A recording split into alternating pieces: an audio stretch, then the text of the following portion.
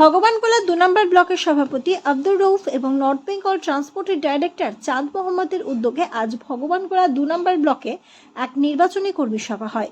সেই সভার মধ্যমণি হিসাবে সাংসদ তথা এবারের মুর্শিদাবাদ লোকসভা কেন্দ্রের প্রার্থী তথা মমতা ব্যানার্জির অত্যন্ত স্নেহধন্য প্রিয় পাত্র জনাব আবু তাহের খানের উপস্থিতিতে এই কর্মী সভা হয়, যেখানে অন্য বিরোধী দলগুলো এখনও তাদের প্রার্থী নির্বাচন করতে পারল না।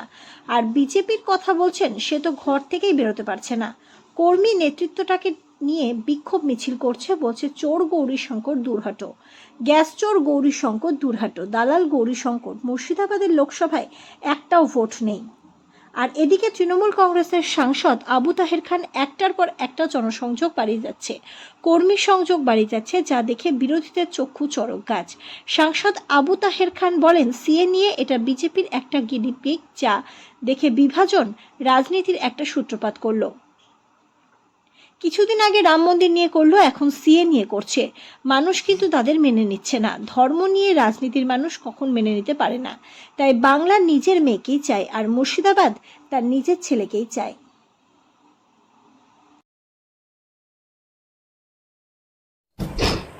সভাপতি আব্দুর রউফ সে ব্যবস্থা করেছে, সমস্ত নেতৃত্ব ডেকেছে, চাঁদ সাহেব থেকে আরম্ভ করে সমস্ত 3 জেলা পরিষদের মেম্বাররা সকলে এখানে উপস্থিত আছেন।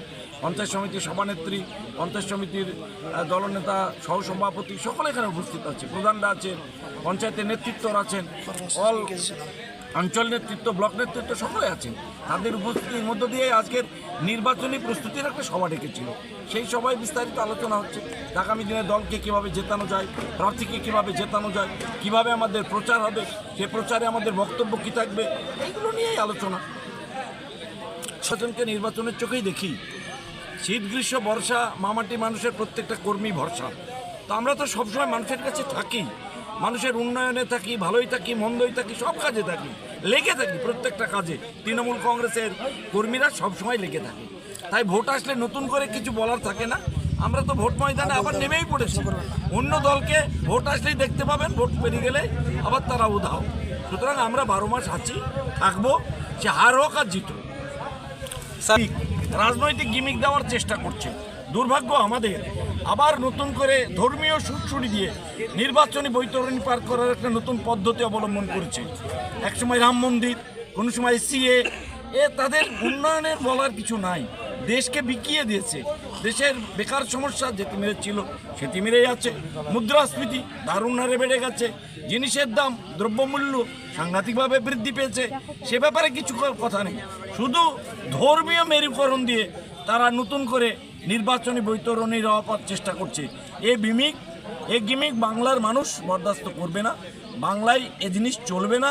মমতা বন্দ্যোপাধ্যায় যতদিন আছেন ততদিন বাংলার মানুষ তাকেই চাইবে, বাংলার মেয়েকেই চাইবে। অঙ্ক আমরা তো আগে বললেন, বলেছে মানুষের গণতন্ত্রের একটা অধিকার আছে।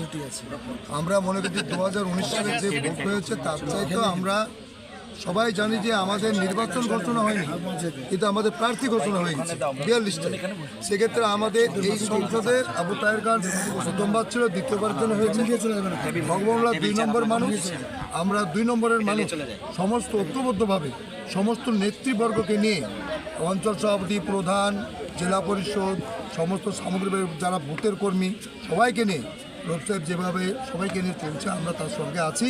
এবং আগামী দিন 2019-এ যে ভোট হয়েছিল তার চাইতে 2024 সালে আমরা বিপুল ভোটে আবু তাহেরকে আমরা জয়যুক্ত করব এবং মাননীয় মুখ্যমন্ত্রীর হাত শক্ত করব, অভিষেকের হাত শক্ত করব। ধন্যবাদ। 33টা পঞ্চায়েত নির্বাচন ফেস করেছি এবং ভগবানগোলা 2 নম্বর ব্লকে ফলাফল যথেষ্ট আশানুরূপ। আজ আমরা স্থির বিশ্বাস আমাদের মমতা বন্দ্যোপাধ্যায়ের উন্নয়নকে সামনে রেখে, মমতা বন্দ্যোপাধ্যায়ের প্রকল্পকে সামনে রেখে, অভিষেক বন্দ্যোপাধ্যায়ের যে তৃণমূল নবজোয়ারের যে সাফল্য সেটাকে সামনে রেখে এবং আমাদের প্রিয় সাংসদ আবু তাহের খান মহাশয় তার কর্মযজ্ঞ এবং মানুষের পাশে থাকা, বিশেষ করে এইগুলোকে নিয়ে আমরা আগামী নির্বাচনে আশা করছি 2019-এর ফলাফলকে ছাপিয়ে যাব। নতুন রেকর্ড আমাদের নির্বাচক মণ্ডলী ভগবানগোলা 2 নম্বর ব্লকে স্থির। আমার বিশ্বাস যে মানুষ তৃণমূল কংগ্রেসের পক্ষে নেবে।